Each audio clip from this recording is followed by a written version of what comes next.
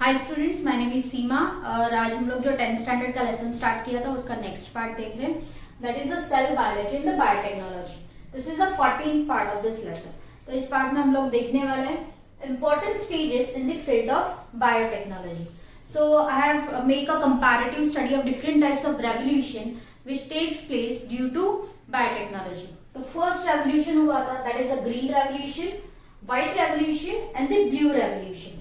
So green revolution, green से आपको समझ में आ ही गया रहेगा, it is related to agriculture. So agriculture का production बढ़ाना in minimum land, come land use करके ज्यादा production करना comes under green revolution. So here maximum yield from minimum land. Hope you have understood. Next, which scientists are there who played a very important role in the green revolution? That is Norman Borlaug from USA and MS Swaminathan from India has a great contribution to green revolution. अभी ये green revolution के लिए different institutes काम करते हैं, research center काम करते हैं. तो which are they?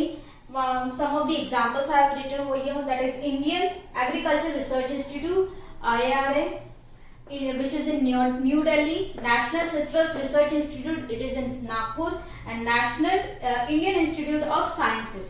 Hope you have understood. Next we are moving towards a white revolution. तो white indicates milk. तो dairy and dairy products बढ़ाना जो revolution के अंदर आता है, that is white revolution.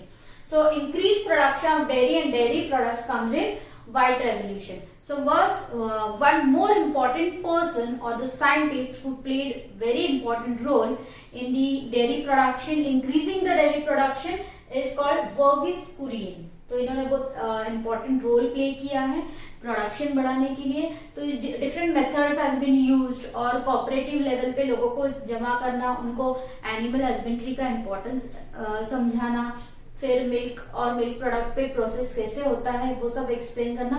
All that things comes under white revolution. Next आता है blue revolution. Blue water means the aquatic animals को, जो एक्वेटिक एनिमल्स यूजफुल है उनका प्रोडक्शन करना comes under blue revolution. So production of useful aquatic animals with the help of water.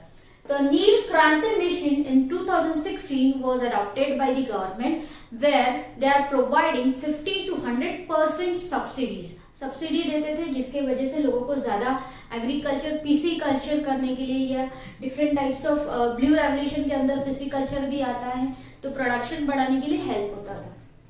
Fresh water fishes like rohu, catla and other fish products, fishery products like lobsters है, shrimps है, उनको artificially उनको pond में grow करना, all this things comes under blue revolution. Okay, now we are moving towards the next part, that is the fertilizers. So fertilizers are of two types, that is organic manure and the chemical fertilizers. तो organic manure मतलब क्या, जो naturally fertiliser बनाते हैं उनको बोलते हैं organic manure, और जो केमिकल से फर्टिलाइजर बनता है उनको कहते हैं केमिकल फर्टिलाइजर्स. तो आपको मालूम ही रहेगा कि डिफरेंस क्या है. ऑर्गेनिक मैन्योर ये अच्छा फर्टिलाइजर है क्योंकि इसमें केमिकल्स यूज नहीं होते. Because of the chemicals the land become barren या इनफर्टाइल, सॉइल इनफर्टाइल हो जाती है ज्यादा यूज करने से केमिकल फर्टिलाइजर्स. और ऑर्गेनिक मैन्योर यूज करने से क्या होता है, सॉइल की फर्टिलिटी बढ़ती है and no side effects. Okay, so nowadays more and more people are using organic manure because they do not have any side effect. Okay, so let's see. So organic manure, water holding capacity of the soil increases. What is water holding capacity? Soil की water पकड़ के रखने की ताकत बढ़ जाती है, क्षमता बढ़ जाती है, एबिलिटी बढ़ जाती है. That is called water holding capacity.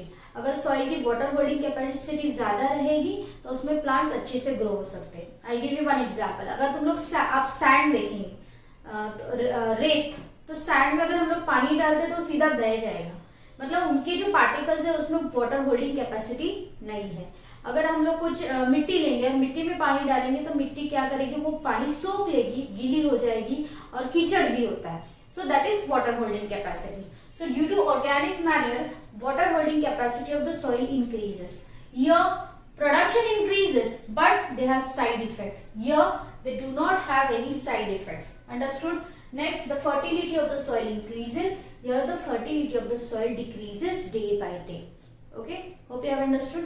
Next है आपको insecticides. Cide means to kill, cide का मीनिंग है to kill.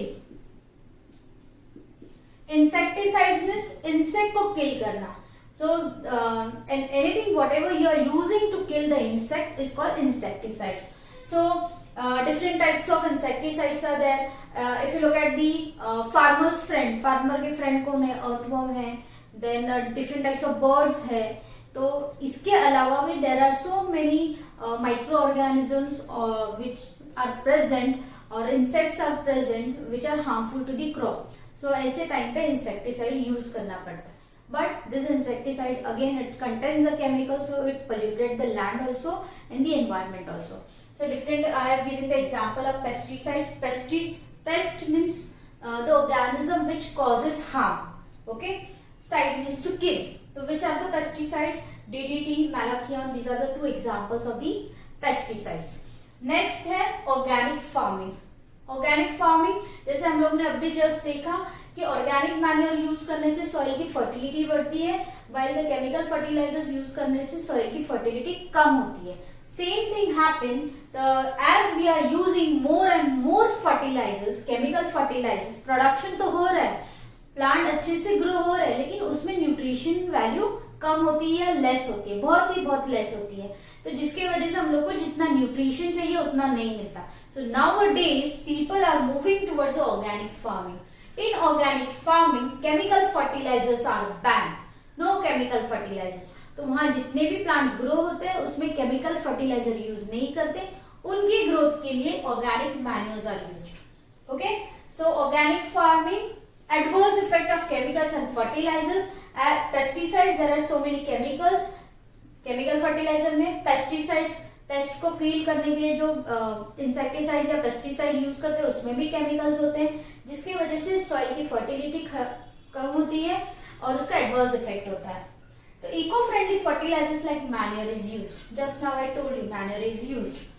Crop with good nutritional value in organic farming, crop with good nutritional value you will get, और उसमें से जो fruits रहेंगे, जो भी क्रॉप्स रहेंगे, उसमें ज्यादा न्यूट्रिशनल वैल्यू होने की वजह से हम लोग, हमारी बॉडी को जितना उसका न्यूट्रिएंट आना चाहिए उतना उसमें से मिलेगा।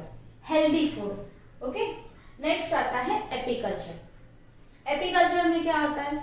बी को कल्चर करना। Okay, do you know bee? मधुमक्खी। मधुमक्खी को उसका प्रोडक्शन करना और उसमें से हनी ऑब्टेन करना, this process comes under apiculture. So old method of apiculture, पहले एपीकल्चर में क्या करते थे, कौन से टेक्निक से हनी ऑब्टेन करते थे? वो जो मधुमक्खी का छत्ता होता है उसको नीचे से धुआं दिया करते थे, फिर धुआं देने के बाद क्या होता है, उसमें से पूरी मधुमक्खी उड़ जाती थी, फिर उसमें खाली एक ही जो क्वीन बी होती है वो उसमें ही रहती है, और फिर वो छत्ता काट काट के सेपरेट आउट करते थे। फिर जो छत्ता निकालने जाते थे वो भी ट्रेन होने चाहिए, उनको कभी कभी क्वीन हनी भी बहुत तकलीफ देती थी। ओके, तो this is very crucial method, अच्छी मेथड नहीं थी, जिसमें बी हाइव भी निकाला जाता था और जो पर्सन जो उसको निकाल रहा है उसको भी तकलीफ होती थी। Now new technique, in the new technique different types of boxes, different types of boxes has been introduced, जो बॉक्स में आर्टिफिशियली बी हाइव बी मतलब मधुमक्खी अपना छत्ता बनाती है और उसमें से इजीली हनी कलेक्ट किया जा सकता है। Okay, so all this comes under apiculture. So cultivation of medicinal plants. So nowadays as people are moving back, पीछे जा रहे हैं क्योंकि अभी पेस्टिसाइड्स यूज हो रहे हैं, केमिकल फर्टिलाइजर्स यूज हो रहे हैं, न्यूट्रिशन नहीं मिल रहा है, तो this time medicinal plants means instead of आप डेकोरेटिव प्लांट्स लगाने के बजाय आप मेडिसिनल प्लांट्स लगाओ जिसका आपको भी फायदा हो। So which are the medicinal plants? नीम है, तुलसी है, एलोवेरा है। So people and government is also encouraging the people to plant more and more medicinal plants. Now next is fruit processing. तो fruit processing means processing the fruit. जैसे for example अगर mango का season है तो mango हम लोग season में मिलता है, सपोज समर सीजन है जो जनरली मैंगो का सीजन होता है, वहां हम लोग ने फ्रूट खाया, मैंगो खाया, लेकिन साल भर अगर हम लोग को खाना है तो हम लोग उसको जैम्स, जेलीज में, जूसेस में कन्वर्ट करते, पिकल्स में कन्वर्ट करते, तो हम लोग साल भर उसको खा सकते हैं। All that procedure comes under fruit processing, जिसपे फ्रूट पे प्रोसेस करके उसको प्रोलॉन्ग पीरियड तक या लॉन्ग ड्यूरेशन तक हम लोग उसको यूज कर सकते हैं। इसमें बहुत सारी मेथड्स यूज होते हैं, दैट इज ड्राइंग, जैसे पिकल बनाना है तो ड्राइंग है, सॉल्टिंग है, ओके, बॉइलिंग है, understood. Preservatives are also used to save in the fruit processing. Okay, hope you have understood all this. So we have finished with the lesson.